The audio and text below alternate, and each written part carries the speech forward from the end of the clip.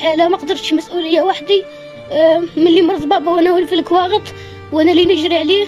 من المرض من جهة والفقر فيه من جهة وظلم والعقرة مش مليحة من جهة. ما قدرتش نطلب من الوالي يشوف لينا بعين الرحمة يعطينا سكن. هذا ما نطلبوا برك، ما نطلبوش حاجة مستحيلة، نطلبوا افطر وبرك، افطر وبرك.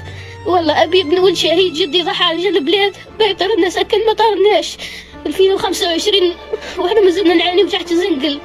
نشوف في بابا الميزيرية والمرض من جهة ما سكناش مكياس وإحنا نشوفوا هيك كل مرة كل عملية توزيع نقولوا بالك نتأملوا بالك ينوب علينا ربي، بالك يفرج علينا ربي. والو ما كاين والو. 32 سنة حنا كيما هك.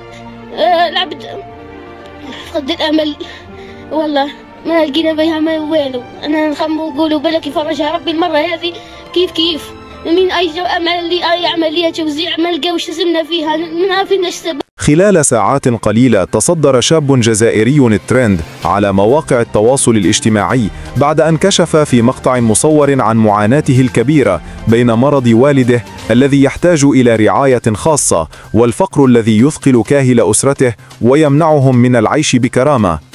الشاب تحدث بحرقة عكست مسؤولية تفوق سنه بكثير، حيث عبر بكلمات مؤثرة عن ظروفه القاسية، موجها نداء مباشرا للوالي طالبا منه التدخل وتوفير سكن يأويه هو ووالده المريض الذي لم يعد قادرا على تحمل قسوة الحياة. القصة انتشرت بشكل واسع وأثارت موجة تضامن كبيرة، إذ عبر آلاف المتابعين عن تعاطفهم مع الشاب ودعوا إلى مساعدته، معتبرين أن معاناته تمثل واقع الكثير من العائلات الجزائرية التي تعيش بين المرض والفقر في صمت. الاستجابة لم تتأخر، حيث أعلن والي الولاية التكفل بمطالب الشاب وأكد تخصيص سكن له ولوالده المريض مع متابعة حالته الصحية، وهو ما أعاد الأمل إلى قلبه وأدخل الطمأنينة على أسرته.